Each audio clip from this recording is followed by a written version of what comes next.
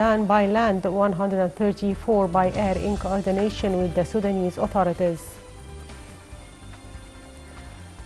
Ukraine stages raids across the Dnipro River as counter-offensive looms.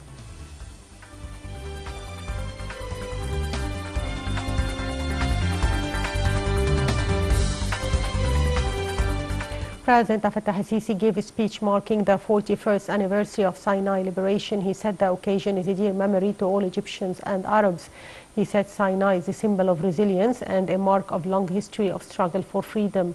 Sisi said Sinai is prime aim for the fiercest terrorism wave ever to hit Egypt. He said the 25th of April will always be a special date for pride in the history of the nation. He also said October War is an embodiment of the will of the people who refused to bow. Sisi said the liberation of Sinai marks victory of perseverance, good planning and accurate implementation. He saluted late President Anwar Sadat on the occasion and the martyrs and the injured for the sake of the nation. He said Sinai has gone through a hard test with the arrival of terrorists, adding that the army and police stand strong with no fear of death before such a challenge. He said sacrifices of the army and police will be source of pride for generations to come.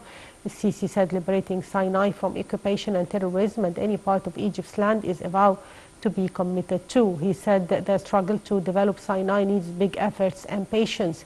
Sisi also said a new status is being created in Sinai, one that is worthy of Sinai and Egyptians' sacrifices in the dear part of the nation. He said Egypt is still on the path to peace for its people and humanity.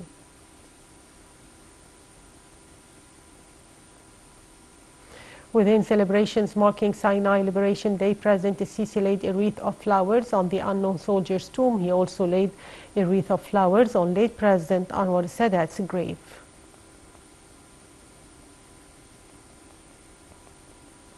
On his social media account, President Fattah al-Sisi marked the 41st anniversary of Sinai liberation with a post congratulating Egyptian people on the occasion.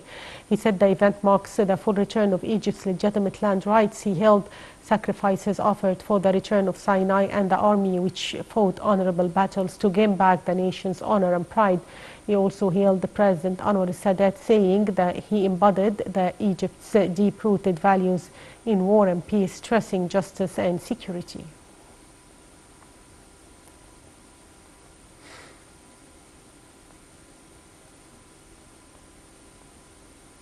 Egyptian ambassador in Khartoum, Hani Salah, denied what has been reported on the death of the aide of the Egyptian military attaché in Khartoum. The ambassador asserted that the diplomatic mission and technical officers are still performing their task amid complicated conditions. Meanwhile, the foreign ministry mourned Egypt's assistant administrative attaché in the Egyptian embassy in Khartoum, who fell martyr as he was driving his car to work at the embassy's headquarters to follow up measures of evacuating Egyptians in Sudan. The ministry stressed in a statement that the Egyptian mission would continue bearing its responsibilities in evacuating Egyptians from Sudan. In the framework of the state's efforts in evacuating Egyptian citizens in Sudan, Egyptian Foreign Ministry said 134 Egyptians were evacuated by air and 334 by land in coordination with the Sudanese authorities over the last few hours. The Foreign Ministry said the Egyptian Embassy and Consulate in Khartoum and Port Sudan, in addition to the Consulate Office in Wadi Halfa, are continuing coordination with citizens to evacuate them, as number of Egyptians have been evacuated in Sudan has reached 904 citizens since the start of evacuations up till now.